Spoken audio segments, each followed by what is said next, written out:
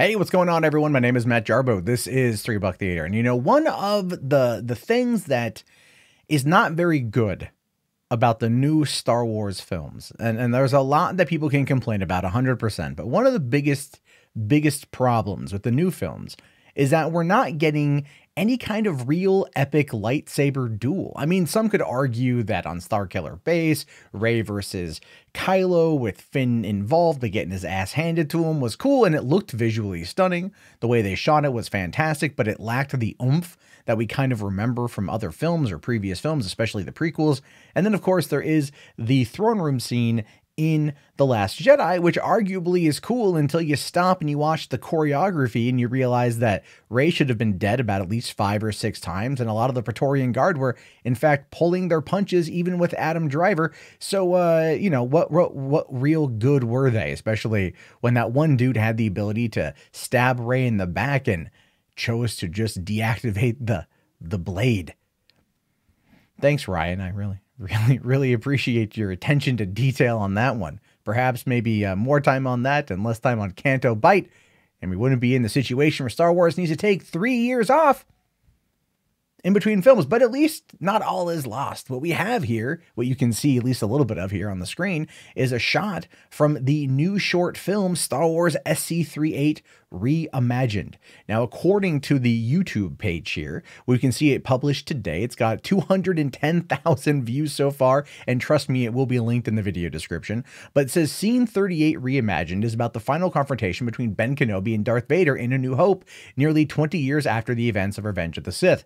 This is a one-off story-driven scene reflecting characters in its chronological order from the point of Revenge of the Sith through Rebels, Rogue One, and all the canon material leading to The New Hope. Please do not repost. And you know what? That makes a lot of sense. These guys put a lot of work into this, and I'm just going to give you a sampling of what kind of work they did here, because it really is phenomenal just to see how they were able to, you know, bring in Sir Alec Guinness and really just like meld CG with the footage from what I believe is the specialized edition, if I recall correctly. I mean, not all the CG is perfect, but you can really see that this is a labor of love. This was shot in 4K. It looks fantastic, and it melds together very, very, very well. And I don't want to give the rest of it away. You guys got to go see it yourself, but links are in the video description. And again, here's the reason why something like this is ultimately important, and that has everything to do with the fact that the new films do not have this style of oomph, this style of panache. It really doesn't. And say what you will about the prequels, besides Lucas having a little bit of trouble nailing down characters and dialogue, he brought it in regards to thematic action. He brought it in regards to kick-ass lightsaber duels, each one in the prequels different than the one before it.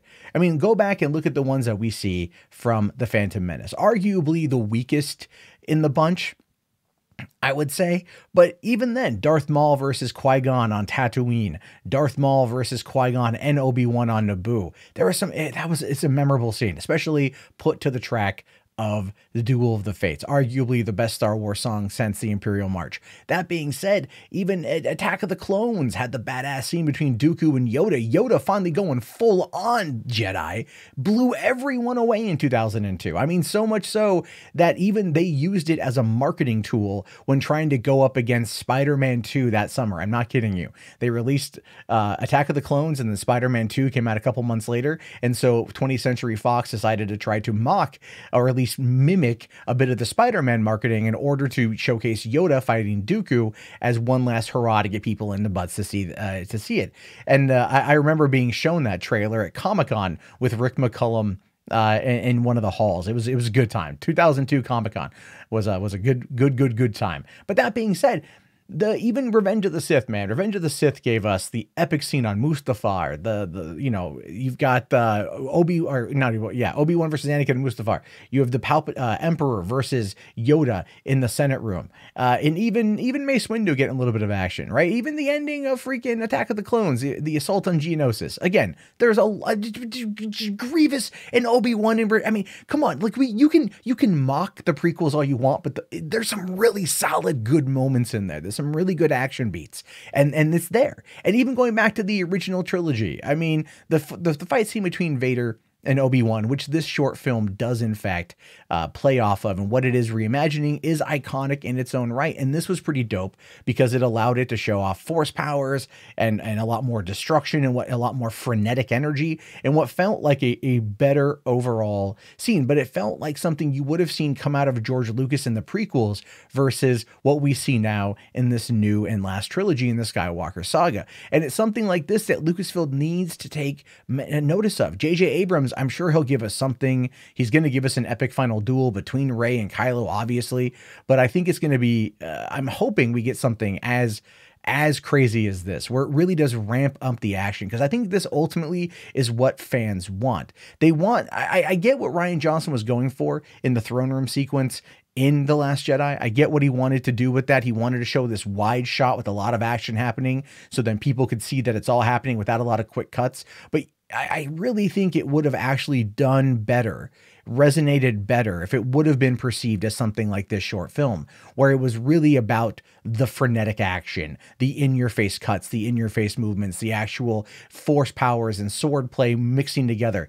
This short film feels a lot like a video game. And it's a lot of what I hope Jedi Fallen Order gives to us at the end of this year when it comes out. So I'm hoping that it's good, at least Jedi Fallen Order. But if you haven't seen Scene 38, go watch it. The link is in the video description. I give massive, massive credits to FX or to Fix It in Post. And they did a great job.